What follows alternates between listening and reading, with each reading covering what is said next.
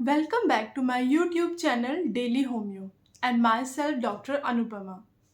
आज का मेरा टॉपिक आपको सिर्फ ये समझाना है कि मैक्सिमम डॉक्टर ऐसा क्यों कहते हैं कि आपको बिना डॉक्टर के परामर्श के दवा नहीं लेनी।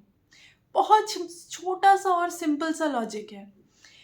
एक ही डिजीज़ की मल्टीपल मेडिसिन्स होती हैं होम्योपैथी में। 10, 15, 20 नहीं, हज़ारों मेडिसिन्स होती हैं। अब उन हज़ारों में से आप पे कौन सी सूट करेगी, ये डॉक्टर पूरी केस हिस्ट्री के बाद ही आपको बता सकता है। मैं आपको एक छोटा सा एग्जांपल दूंगी। समझिए एक रूम है और उसमें 4 औरतें हैं। 4 औरतें इसलिए कि मैं खुद भी एक औरत हूँ, इसलिए मैं कंफर्टेबली बोल सकती हूँ। और उन चारों औरतों का जो नेचर है वो अलग होगा। अब ये सोचिए, चारों को एक ही प्रॉब्लम है, वो है रेस्टलेस। आराम से एक जगह नहीं बैठ पाती हैं, बेचैनी रहती है। तो उन सबको क्या मैं सिर्फ एक ही दवा दूंगी? नहीं, क्योंकि उन सबका नेचर अलग है। एक ही दवा देने से माइट भी उन चारों में से 2 पेशेंट ठीक हो जाएं, पर जो बाकी 2 हैं उनको कोई असर नहीं पड़ेगा। तो हमारी पैथी कैसे काम करती है, एक छोटा सा उदाहरण। 4 औरतें कहाँ? एक हमारी आती है आर्सेनिक एल्बम, दूसरी एकोनाइट, तीसरी कैमोमिला और चौथी रस्टॉक्स। ये चारों जो दवाइयाँ मैंने बोली हैं, ये रेस्टलेस पेशेंट में बहुत अच्छा काम करती हैं। पर चारों का जो रेस्टलेस है वो एक अलग अलग वैरायटी का होता है। अगर मैं बात करूं एकोनाइट की, तो एकोनाइट जो होती है वो बहुत ज़्यादा फियर होता है, उसको डर होता है। वो बिना बात के हर छोटी छोटी चीज़ की टेंशन ले लेती है। उसको डर होता है अपनी मौत का।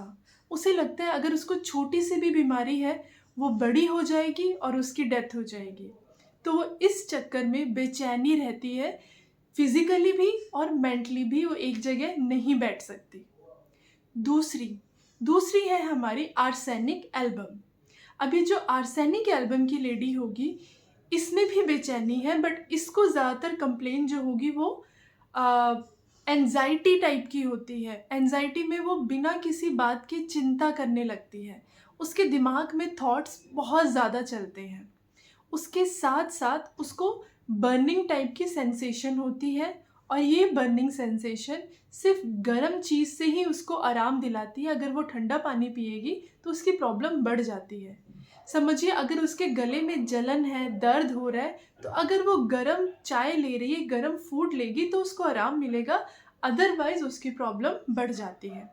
दूसरा, ये जो आर्सेनिक पेशेंट है, थोड़ा सा काम करती हैं और बहुत ज़्यादा थक जाती हैं। तो सफाई इनको पसंद है, पर खुद के करने से ज़्यादा वो दूसरों से करवाना चाहती हैं, इतने में ही थक जाती हैं और रेस्टलेस होके अपनी एंजाइटी को बढ़ाती रहती हैं। तीसरी, कैमोमिला। कैमोमिला आपने सुना होगा कि बेबीज़ के लिए बहुत अच्छी मेडिसिन है। ऐसे ही उसका एक कैरेक्टर होता है कि वो जो कैमोमिला का बेबी है, वो भी जब वो खेलेगा तो उसमें कोई इश्यू नहीं, बट अचानक अगर उसको कोई प्रॉब्लम है, जैसे उसके पेट में अचानक दर्द शुरू हुआ, तो वो कुछ भी हो जाए, उसका गुस्सा बढ़ जाएगा। आप कुछ भी उसको देंगे वो उसको नहीं लेगा। शांत कब होगा? जब उसकी माँ उसे गोदी लेगी या कोई उसको पुचकारेगा, सिर्फ तब शांत होगा, अदरवाइज उसको शांत करना बहुत मुश्किल है। तीसरा चौथा जो है वो हमारा आ जाता है रेस्टॉक्स। रेस्टॉक्स में भी रेस्टलेसनेस बहुत अच्छी मार्क है, पर इसमें जॉइंट पेन बहुत ज़्यादा होती है। वो एक जगह बैठेगा तो उसका पेन बढ़ जाता है, जिसकी वजह से वो कॉन्टिन्यूली मूव करता है एक से दूसरी जगह। जब उसमें मोशन होगा, वो चलेगा तो उसके दर्द में आराम होता है। अगर एक जगह ही रह गया तो उसका दर्द बढ़ जाता है। इस बेचैनी से वो रेस्टलेस की तरह इधर उधर जाता रहता है। अब सोचिए, एक ही दवा सारे लोगों पे क्या वो काम कर पाएगी? इसीलिए हर कोई डॉक्टर आपको बार बार समझाता है कि हर मेडिसिन ज़रूरी नहीं आपको पूरे तरीके से क्योर कर दे। आपको आराम बेशक देगी, पर कंप्लीट क्योर आपको बिना केस हिस्ट्री के नहीं हो सकता। ये छोटी सी वीडियो में मैं आपको ये समझाना चाहती थी। इसीलिए प्लीज़ थोड़ा अपना ध्यान रखें, हेल्दी डाइट लेना ना भूलें। और मेरे यूट्यूब चैनल को लाइक, सब्सक्राइब और जितना हो सके उतना शेयर करिए। धन्यवाद।